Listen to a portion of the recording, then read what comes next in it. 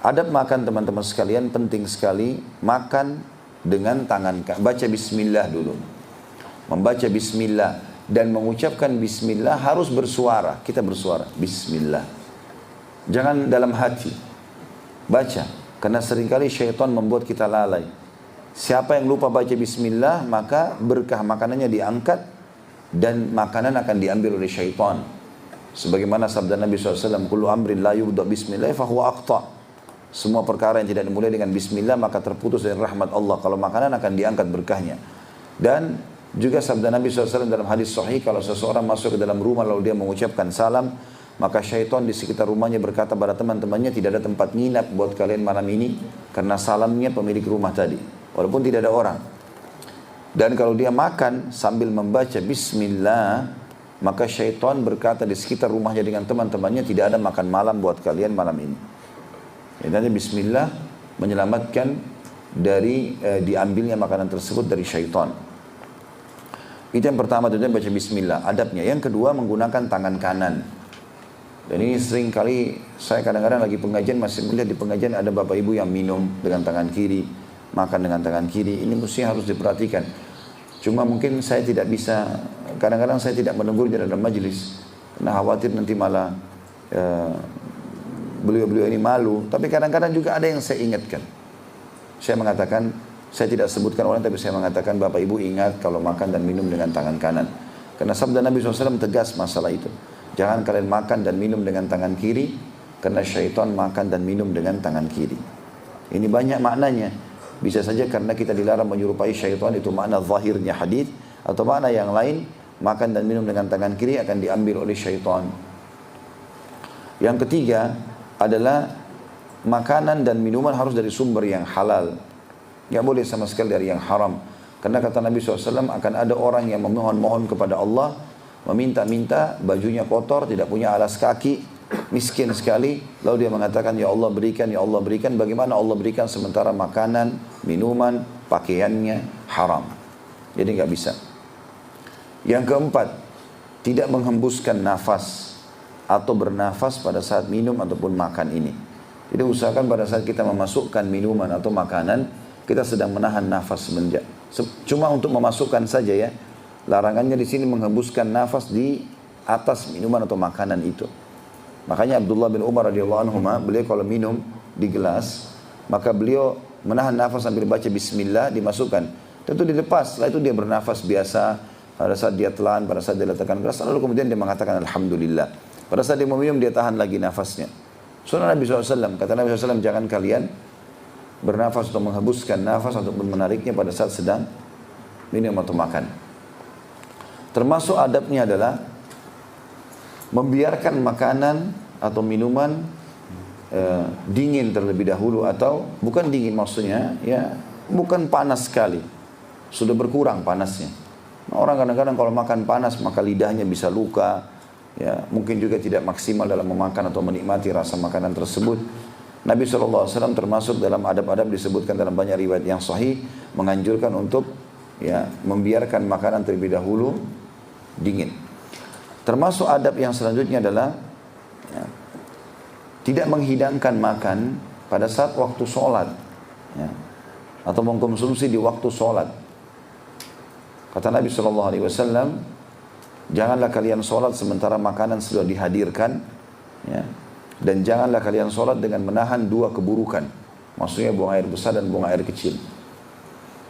Tapi di sini kita dilarang, misalnya kita lagi tahu nih sebentar lagi azan, 2 menit lagi azan, 1 menit lagi azan. Terutama ibu-ibu kemudian hidangkan di meja makan, nasinya lagi ngepul, ya, ada tempe kesukaan suaminya, ada apalah segala macam. Lalu dia lihat, apalagi bapak-bapak incipin sedikit, terdengar azan. Lalu kemudian saya mau sholat dulu. Nanti sementara sholat bukan lagi khusyuk Al-Fatihah, tapi ingat ayam goreng dan tempe goreng di rumah. Bahkan ada larangan hadis ini. Ya, kalau Syekh Abu Bakar rahimahullah Al-Jazairi memasukkan dalam kategori dimakruhkan. Ya. Kalau orang pergi sholat sementara dia makan, ada makanan. Selanjutnya tidak memakan porsi-porsi kecuali yang ada atau yang mudah terjangkau. Seperti misalnya di meja banyak sekali, gitu kan? Dan kita duduk di posisi mungkin itu tidak bisa terjangkau makanan tersebut. Maka Nabi SAW bersabda kepada Salamah, anak istri beliau, anaknya Ummu Salamah radhiyallahu anha, radhiyallahu anhum ajma'in. Salamah masih kecil, lagi makan dengan Nabi SAW. Maka Nabi SAW mengingatkan kepada dia, ya gulam, samillah, wahai anak kecil, kalau kamu makan baca bismillah. Wa qul biyaminik, makan dengan tangan kananmu. Wa qul mimma yalik, dan makan yang terjangkau di depanmu. Ya.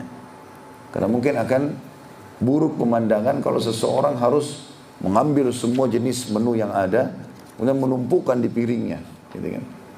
Bukan berarti orang tidak boleh mengincipi semua. Kalau dia sudah selesai makan yang terjangkau, kemudian memang mungkin di acara pesta, tempatnya berpisah-pisah, kemudian dia mau incipin lagi yang sebelah sana, itu masih dibolehkan oleh para ulama. Tapi maksudnya adalah seseorang mungkin menunya terlalu banyak di atas meja, kemudian dia mau mengambil semuanya walaupun jauh dari dia, sehingga menumpuk sementara belum ada yang disentuh makanan tersebut. Itu yang ketujuh. Yang kedelapan, tidak boleh mubazir. Nggak boleh mubazir. Mubazir artinya mengambil lebih daripada kapasitas kita, akhirnya dibuang. Nggak ada yang makan. Ambil secukupnya. Ya, kemudian kalau seandainya dia kalau sudah selesai dan masih lapar, boleh diambil lagi. Nggak ada masalah. Menambah makanan berulang kali nggak dilarang dalam syariat, tidak ada larangannya. Tapi memakan dengan porsi yang besar sehingga atau yang banyak sehingga akhirnya mubazir, ini nggak boleh. Ini dilarang tentunya. Ya. Kemudian termasuk adabnya adalah mengajak orang lain untuk makan, berbagi dengan orang lain sebagaimana kita tahu dalam bahasan kita ini. Ya. Termasuk juga dalam adab adalah memulai dengan makanan-makanan yang manis. Nabi SAW paling gemar kalau mengkonsumsi buah-buahan itu mengkonsumsi semangka dengan kurma. Mungkin ini bisa di jus juga sebenarnya. Nabi SAW sering kali makan dua buah ini dan disatukan oleh beliau. Sambil beliau bersabda, dinginnya ini, ditunjuk semangka, akan diredam dengan panasnya ini, ditunjuk kurma. Dan panasnya ini kurma akan diredam dengan dinginnya ini.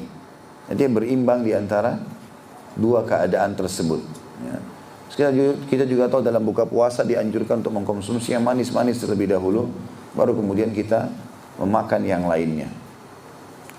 Termasuk adabnya adalah seseorang tidak makan sampai kenyang. Ya. Dan kalaupun dia sendawa, maka dia tidak boleh ya bersendawa di hadapan orang atau menghadap ke orang lain.